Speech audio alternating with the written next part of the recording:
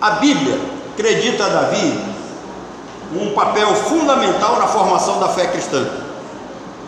Longas páginas são dedicadas a falar de um rei que se tornou um referencial para o povo de Deus. Davi é um referencial para o povo de Deus. Davi foi mais que um rei, Davi foi mais que um guerreiro, Davi foi mais que um poeta, Davi foi mais do que um compositor.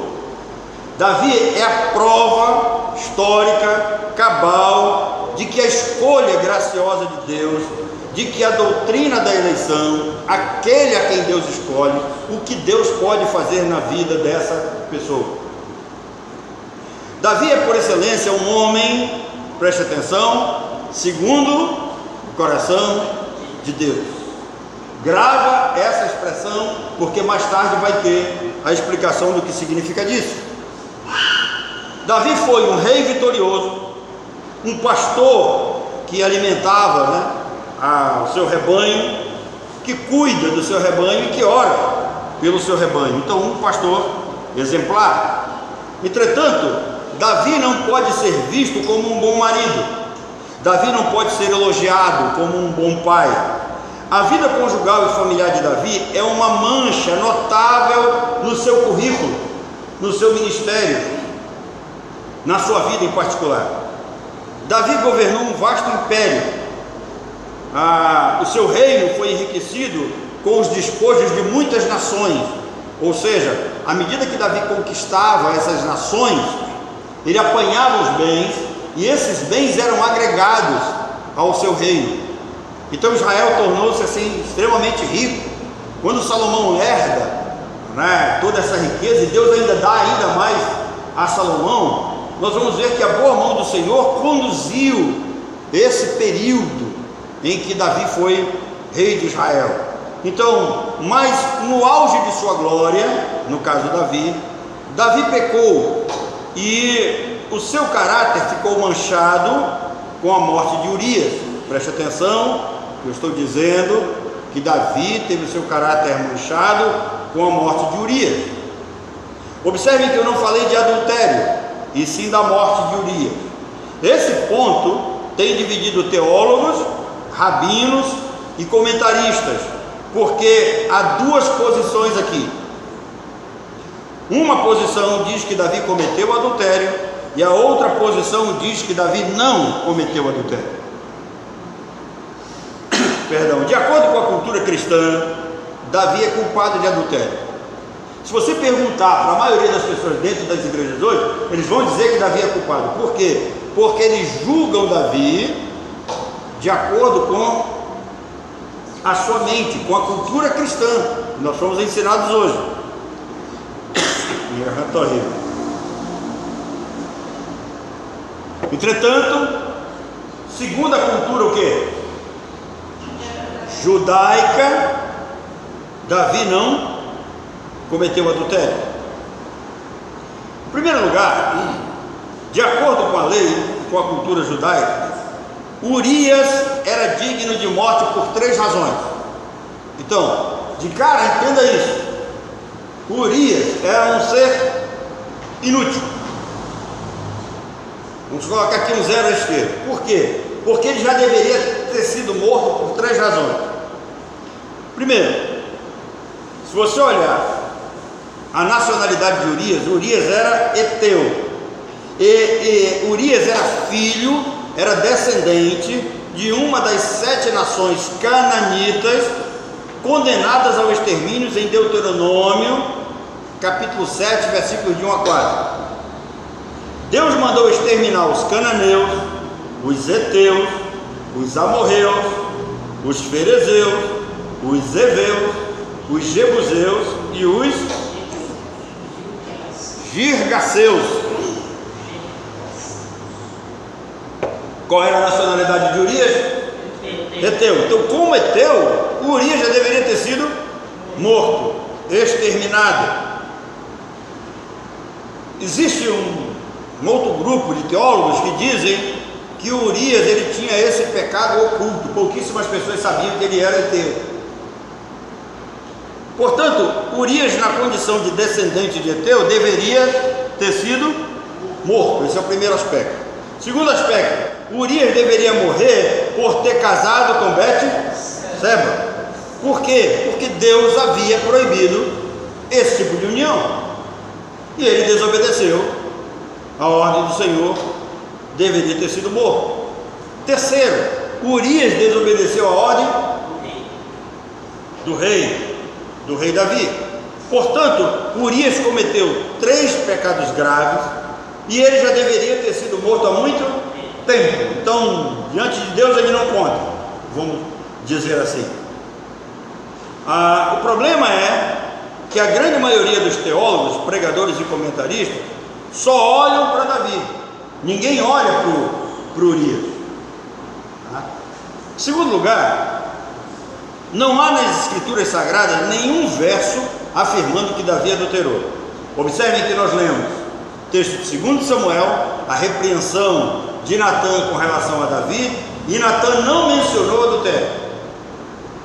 Davi também, na sua confissão no Salmo 51, também lido aqui, ele não menciona a questão do adultério.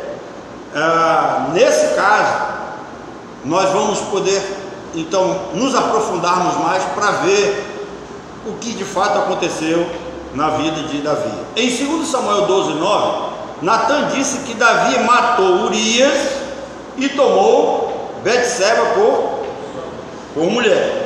Natã não menciona adultério. Ele poderia ter dito: você adulterou com Betseba e matou Urias. Essa não foi a ordem das coisas? Foi. Por que ele não falou isso? Tomar por mulher na cultura hebraica significava roubar. Então Davi roubou a Betseba, por isso Natã não falou de adultério. Ao tomar a mulher de Urias, Davi, na condição de rei, considerou que ela já era mulher dele, propriedade dele. O rei tinha esse direito, por isso Natã não diz que Davi adulterou, mas roubou. Tem o mesmo sentido de tomar para si. Tomar para si no vernáculo em português tem o sentido de roubar no hebraico.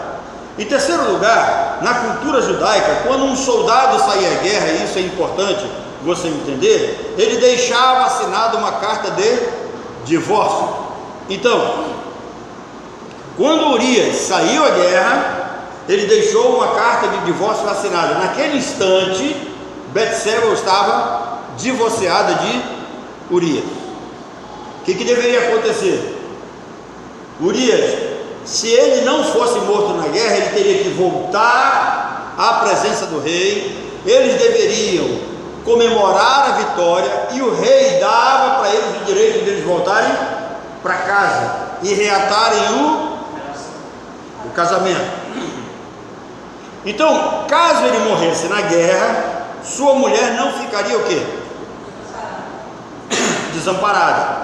Aqui tem uma diferença que eu quero chamar a atenção para vocês. Na Bíblia em português, tudo que vocês vão olhar, repúdio, divórcio, vocês vão entender que é a mesma coisa, por causa da língua portuguesa. No hebraico não. No hebraico tem uma diferença para repúdio e tem uma diferença para divórcio. Em Deuteronômio, a partir do capítulo 14, você vai ver lá que Deus permitiu o divórcio, dando direito às mulheres casarem de novo, a reconstruírem suas vidas. Lá em Malaquias, capítulo 2, você vai ler que a Bíblia diz que Deus odeia o repúdio. Tem algumas palavras em português que está divórcio, não é verdade. Deus odeia o repúdio. O que era o repúdio? Era o cara que expulsava a mulher fora de casa, não dava carta de divórcio para ela, ela não tinha o direito de casar com outro, e se ela voltasse para a casa do seu pai e o pai não atendesse, não aceitasse ela de volta, essa mulher ia ser ou mendiga ou prostituta. Então por isso que Deus odiava o repúdio. E foi por isso que Deus permitiu o divórcio. Qual era o papel do divórcio ali? Dar à mulher uma nova oportunidade, dar a ela o direito de reconstruir a sua vida, e dava a ela o direito de pegar metade do que o cara tinha. Então quando o cara repudiava a mulher, expulsava ela de casa, ele estava dizendo que ela era uma pessoa de mau caráter. e não queria dar metade do que era de direito para ela. Então era mais fácil o cara expulsar de casa, repudiar, do que dar carta de divórcio. Então, Deus não odeia o divórcio. Deus odiasse o divórcio, como é que Deus ia permitir então algo que ele odiava? É repúdio. Então, quando a gente entende isso aí, tomar uma mulher então na cultura hebraica significava roubar. Davi roubou Betseba, por isso o Natan não falou de adultério. Ao tomar a mulher de Urias, Davi, na condição de rei, considerava que ao roubá-la ela já era dele. O rei tinha esse direito, por isso Natan não diz que Davi adulterou, mas que Davi tomou para si ou roubou Betseba. Em terceiro lugar, na cultura judaica, quando um soldado então saía à guerra, ele deixava essa carta de divórcio assinada. Caso ele morresse na guerra, sua mulher não ficaria desamparada, teria direitos assegurados e poderia reconstruir a sua vida. Davi não pode ser acusado de adultério porque Betseba tinha em suas mãos uma carta de divórcio. Pela lei ela já estaria divorciada. Por isso, Urias não voltou para casa. Vocês lembram que, se vocês lerem o texto depois, 2 Samuel capítulo 11, o Davi tinha dito que era pro Urias voltar para casa. Por que ele não voltou para casa? Porque a guerra não havia terminado, e se Urias tivesse voltado para Betseba, ele seria apedrejado, era adultério. Irmãos, a lei de Deus tem umas coisas muito interessantes. Deixa eu colocar uma coisa para você. Você tem uma fruteira no seu campo, na sua casa, no seu quintal, e ela está lá no pé, amarelinha. Aí um cara pula o muro da sua casa, vai lá na sua fruteira e tira o fruto, o amarelinho. Isso é furto. Furto é uma qualificação do roubo, é roubo qualificado. Agora, se essa fruta cai no chão e você vai lá e apanha, quem era acusado de roubo era você. E por quê? Por que isso? Porque quando caía no chão não podia mais apanhar, porque aquele fruto que caía no chão era uma graça de Deus para o mendigo, para o pobre e para o necessitado. Então a lei de Deus tem esses detalhes. Eu sei que você não vai concordar, porque você vai dizer: a árvore é minha, fui eu que plantei, está dentro do meu quintal, né? Eu acho que essa lei nós teríamos um problema com o cupuaçu, né? Porque o cupuaçu, quando você colhe, só presta quando cai no chão, né? Não teria que colocar uma rede debaixo. Falei isso para a dona Orlene: coloca uma rede debaixo. Eu estava explicando isso para a Orlene. A Orlene, ela tem as coisas na cabeça dela, ela não aceita. Não, mas eu não concordo. O problema não é você concordar, o problema é o que a lei de Deus diz e acabou-se, tá? Então, se ele tivesse voltado para casa, a guerra não teria terminado, ele não teria sido vitorioso. Se ele voltasse para casa e ficasse com ela, ele seria apedrejado. Por isso que ele não vai para casa. Irmãos, quem é um homem que, pegando uma chance dessa, o rei chama: olha, meu irmão, deixa essa guerra para lá, volta para sua casa, vai dormir na tua cama quentinha, não é? Vai lá com a tua mulher. Qual é o cara que não vai? As pessoas não pensam: por que Urias não foi? Ele preferiu dormir na praça. Eu acho que foi daqui que surgiu aquela música do Bruno e Marrone, né? Eu dormi na praça, seu. Então Urias não foi para casa. Se ele fosse, seria apedrejado. Em Deuteronômio 24 diz que o homem divorciado não poderia voltar para reatar o casamento. Já viram isso? Uma vez divorciado, o homem não poderia voltar para reatar o casamento. Separou, meu irmão, acabou, não tem mais volta.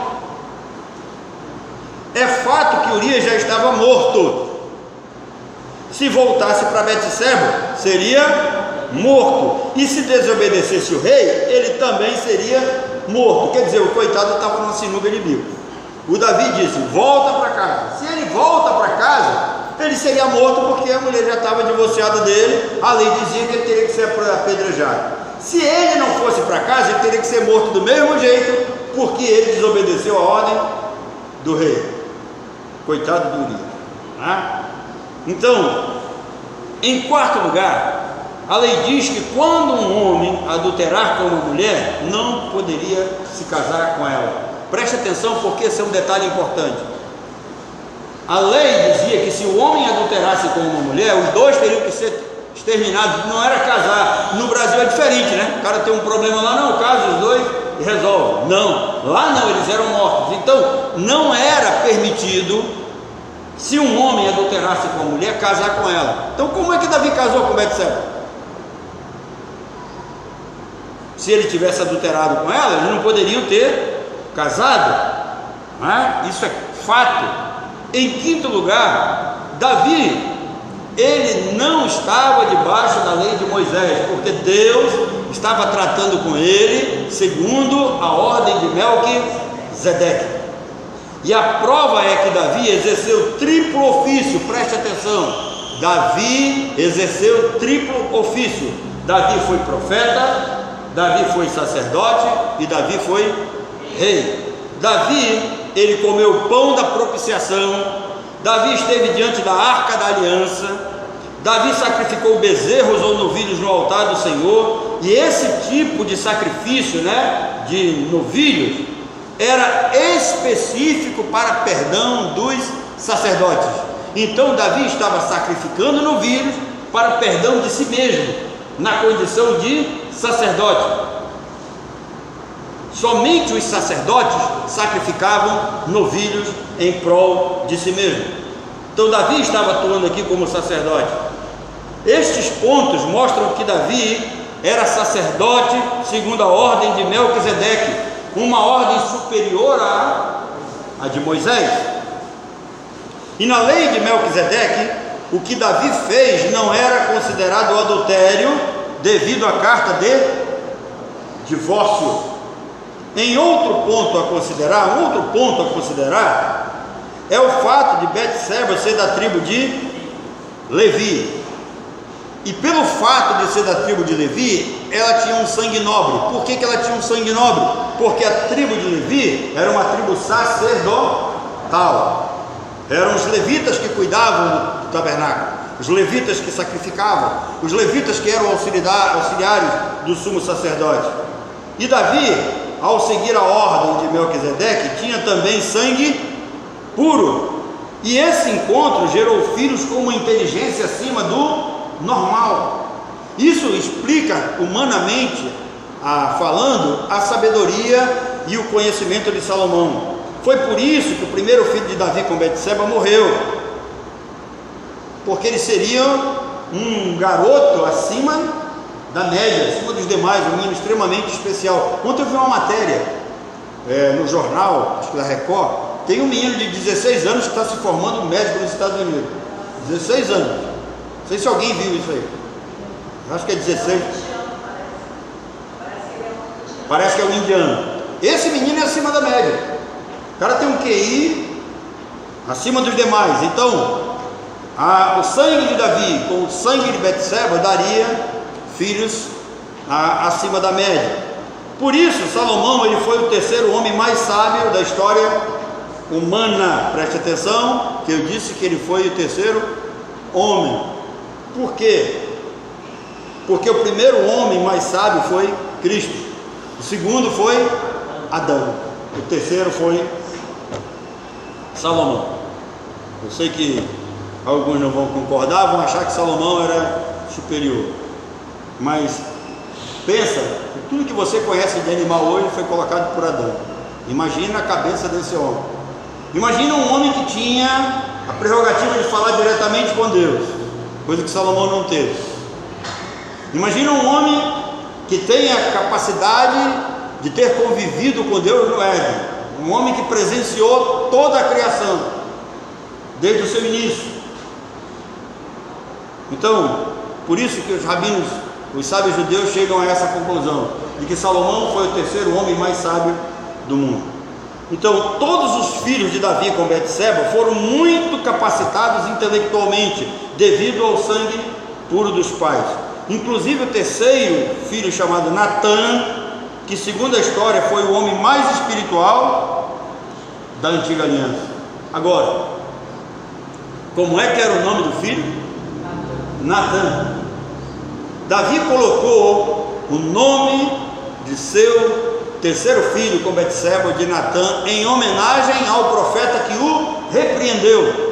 Irmãos, é uma atitude nossa de que quando alguém nos repreende, nós ficamos com raiva da pessoa que nos repreende. Quando uma pessoa me repreende para o bem, eu agradeço a Deus. O sábio Salomão, né? Ele escreveu no livro de Provérbios assim: leais são as feridas feitas pelo que ama. Nós temos um problema no nosso meio. O que ama diz que você está errado. O que ama mostra onde está errado. Aquele cara que passa sempre a mão por cima dos seus erros, diz: não, tudo bem, está tudo certinho, no final vai dar tudo certo. Não acredite nesse cara. O seu amigo é aquele que lhe mostra a verdade, mesmo que seja duro, mesmo que ele cause ferida, porque ele sabe que ele está querendo o seu melhor. Irmãos, essa posição de líder espiritual, de pastor, é muito complicado, porque as pessoas nos trazem os problemas, e quando nós mostramos aquilo que a Bíblia diz, eu nunca dou a minha opinião. Se eu disser: olha, a minha opinião é assim, se eu der, eu estou dando baseado nas Escrituras, e tudo que vem das Escrituras, as pessoas não gostam, as pessoas não aceitam. Então Davi colocou o nome do seu filho de Natã em homenagem àquele profeta que o repreendeu. Isso é uma prova cabal de que a bênção de Deus sobre o casamento de Davi com Betseba foi algo visível. Deus abençoou a união dos dois. Por que Deus estava tratando Davi segundo a ordem de Melquisedeque? Nem tudo que Davi fez foi aprovado.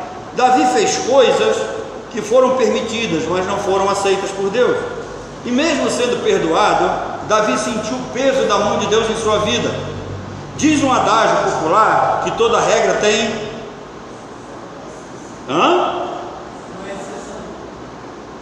toda regra tem exceção, né? Mas dentro das Escrituras, só Deus pode abrir exceções. Ele é o Senhor. Irmãos, um outro erro nosso: Deus fez uma aliança conosco e Ele colocou as cláusulas lá da aliança. O problema é que nós queremos julgar Deus dentro desse acordo. É Deus quem tem que nos julgar. Quem faz a aliança é que coloca as cláusulas. Então, o homem quer julgar Deus: não, mas o Senhor não pode fazer isso por causa disso. Quem és tu, homem, para discutir isso com Deus? Então, Deus perdoou, Deus permitiu, Deus conduziu, Deus abençoou a vida de Davi, porque Deus estava tratando ele dentro de uma outra ordem. Então, ninguém pode deliberadamente ferir algum princípio ou quebrar os mandamentos de Deus sem que não tenha consequência. Levítico capítulo 20, versículo 10, preste atenção. Davi adulterou ainda? Se Davi tivesse adulterado, escute o que diz Levítico capítulo 20, versículo 10. Isso é lei. O homem que adulterar com a mulher de seu próximo, que morrerá, tanto ele quanto ela.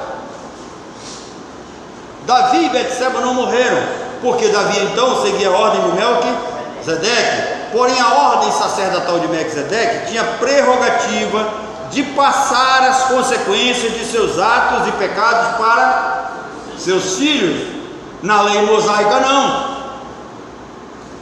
Por isso que muita gente que vai falar sobre maldição hereditária aí acaba se complicando, porque não entende essas coisas, não sabe desses princípios.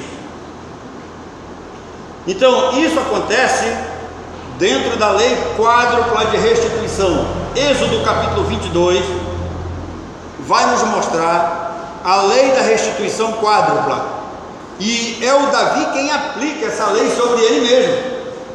Na conversa que Davi tem com Natã, quando o Natã relata o fato, Davi diz: olha, tal homem que praticou tal coisa, ele tem que restituir 4 vezes.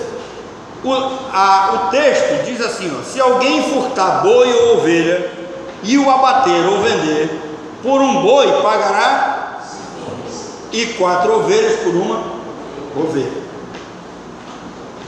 Assim aconteceu na família de Davi.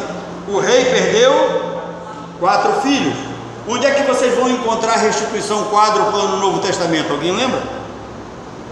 Teve alguém que disse assim: se eu defraudei alguém, eu vou restituir. Zaqueu. Então Zaqueu, ele também aplicou sobre si essa lei da restituição quádrupla. Então 4 filhos de Davi teriam que morrer.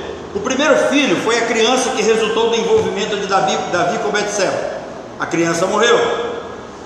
O segundo foi Aminon, morto por ordem de Absalão, anos depois de abusar sexualmente de sua irmã Tamar, sua meia-irmã. O terceiro foi Absalão, morto por Joabe após ficar preso pelos cabelos num carvalho. O quarto foi Adonias, morto por Benaia, filho de Joiada, por ordem de Salomão. Em sexto lugar, é preciso considerar que Betseba não foi a única esposa tomada por Davi, ou Betseba não foi a única roubada por Davi. O polígamo Davi teve 8 esposas, 5 foram originárias e 3 foram tomadas ou roubadas de outros homens. São elas: Abigail foi tomada de Nabal, Ainoã tomada de Saul, bem como seu harém, e Betseba tomada de Urias. O problema é que as pessoas só olham para Betseba e esquecem o resto, porque ninguém tem conhecimento dessa vida preguiça de Davi, não é? E por último, quando Davi confessa o seu pecado no Salmo 51, Davi não cita adultério. Davi diz que cometeu iniquidade e transgressões. Diz os sábios rabinos que uma iniquidade equivale a 7 pecados graves sem arrependimento. Então iniquidade é coisa séria. Davi, consciente disso, pediu a Deus o que? O novo nascimento. Por que Davi é profeta? Porque o novo nascimento nem havia ainda e ele já estava pedindo para si. E onde é que ele pede o novo nascimento? Como é que ele diz? Cria em mim um novo coração, isso é novo nascimento. Davi pediu um novo batismo. Batismo aí tem um sentido de purificação ritual. Ele diz: purifica-me com hisopo e ficarei limpo. Davi foi um tipo de Cristo na tipologia bíblica. Basta olhar quantas vezes ele foi ungido rei. Você sabe quantas vezes Davi foi ungido rei? Davi foi ungido rei 3 vezes. Uma referência à Trindade Santa. Primeiro, Davi foi ungido na casa de Jessé, seu pai. Depois, Davi foi ungido rei sobre Judá, 2 Samuel capítulo 2. Depois, Davi foi ungido rei sobre Israel. Isso está em 2 Samuel capítulo 5. Não coloquei aí para você, né? Capítulo 5. Davi então é um homem especial na tipologia bíblica, um tipo de Cristo como Messias, um homem segundo o coração de Deus na Bíblia em português, mas no original hebraico diz: um homem que anda segundo os meus preceitos. Então olha, um homem segundo o coração de Deus no hebraico significa um homem que anda segundo os meus preceitos, um homem que anda segundo a minha vontade.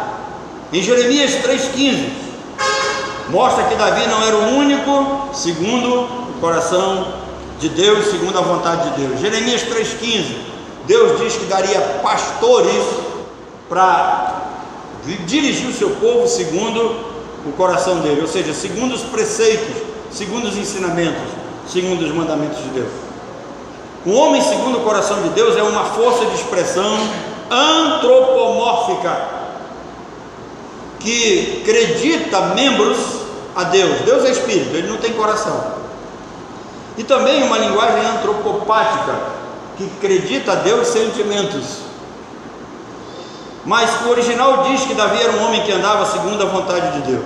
Vamos colocar um acabamento pensando nas lições que servem para toda a vida. Então, depois de considerar tudo isso, pare de chamar Davi de adúltero, porque Davi, ele é de fato acusado pela morte de Urias. Se você acha que alguma coisa tem valor diante de Deus, tem a vida, porque a vida não pertence a nós, a vida pertence a Deus. Ezequiel capítulo 18, minhas são todas as almas, é de Deus, ninguém tem o direito de tirar. Então vamos às lições. Primeira lição que nós podemos tirar da vida de Davi: a vida de Davi serve de advertência, já que ninguém está imune aos defeitos da queda. Preste atenção, é um erro gravíssimo você dizer: dessa água não beberei. É um erro gravíssimo você dizer: não, isso comigo não vai acontecer, eu não peco nessa área. Não diga isso. Não diga isso, porque você herdou uma natureza pecaminosa, herdada de Adão. Você herdou uma carnalidade dele, e essa carne não é fraca como alguns pensam. Ela é tão forte que domina você. Então nunca diga: eu não vou pecar, porque a qualquer momento você pode cair. O apóstolo Paulo faz essa advertência: aquele que está em pé, veja que não caia. Segundo, a vida de Davi é uma alerta à vigilância espiritual. Basta um descuido para a natureza pecaminosa nos armar uma cilada e nos pregar uma derrota. Terceiro, a vida de Davi nos mostra que o pecado é como um abismo que chama um outro abismo pior ainda. Quarta lição: aquele que se arrepende e confessa alcança misericórdia e perdão. Quinta lição: a vida de Davi nos ensina que o perdão de Deus nem sempre significa isenção das consequências. Deus perdoa, mas as consequências sociais ficam. Davi nos ensina que mesmo um homem segundo o coração de Deus, um homem que anda segundo a vontade de Deus, também precisou da maravilhosa graça de Deus para ser aceito diante do Senhor. Irmãos, nós temos o hábito, o mau hábito de julgar a salvação por meio das obras. Esqueça isso. Assim como nós temos o hábito de sermos abençoados por meio das obras. Geralmente, quando se fala em alguém que está sendo abençoado, você vai sempre tratar a questão se a pessoa merece ou não merece. Já parou para pensar nisso? Alguém diz: eu mereço. Não merece não. Você não merece nem estar vivo. Se tem um cara que goza da graça de Deus aqui, era Urias, Eteu, casado contra a lei com uma mulher israelita, levita ainda, da tribo de Levitas, sangue puro, desobediente ao rei, era para ter morrido já há muito tempo, estava vivo pela graça de Deus, com todos esses pecados ocultos aí. Então nós temos o hábito de achar que geralmente o perdão de Deus ou o castigo de Deus é mediante as nossas atitudes, é mediante as nossas obras. Esqueça isso. Salvação pela graça não exige obra. Salvação pela graça não exige fidelidade de ninguém, porque Deus sabe que nós somos infiéis. Por que de vez em quando eu bato de frente quando chegam pessoas aqui querendo que vocês tenham cobrando de vocês uma santidade perfeita, que é impossível nós termos aqui nesse mundo? Santidade perfeita só vai acontecer quando nós formos o quê? Transformados. Se fosse possível o homem atingir todos esses detalhes, não seria preciso Cristo vir, bastava ele cumprir a lei, bastava ele viver certinho. Mas aí não teria salvação pela graça. Aonde é que nós vamos poder ver salvação pela graça? Porque quanto mais pecador, mais a graça de Deus se manifesta. É isso que Paulo diz: onde abundou o pecado, superabundou a graça. Nós temos um péssimo hábito de nos cobrar a nós mesmos, colocamos certo peso entre nós. Quando nós pecamos, o que a gente faz? No lugar de levantar a cabeça, chegar diante de Deus, fazer como Davi: eu pequei diante do Senhor, fazer que nem o filho pródigo: eu pequei contra o Senhor e contra o céu, não sou digno de ser chamado teu filho. Mas o que nós fazemos? Nós nos isolamos, nós vivemos chorando pelos cantos, nós ficamos escondidos por aí, a gente evita vir à igreja, evita falar com os irmãos. Não deve ser assim, querido. A gente tem que andar de cabeça erguida. O crente é alguém que foi salvo pela graça, então ele sabe de onde veio. De onde ele veio? Da lama. Ele sabe onde ele está agora. Onde é que ele está? Ele está agora firme na rocha. Nada poderá separar do amor de Deus que está em Cristo. Isso é segurança eterna de salvação. E você sabe para onde você vai.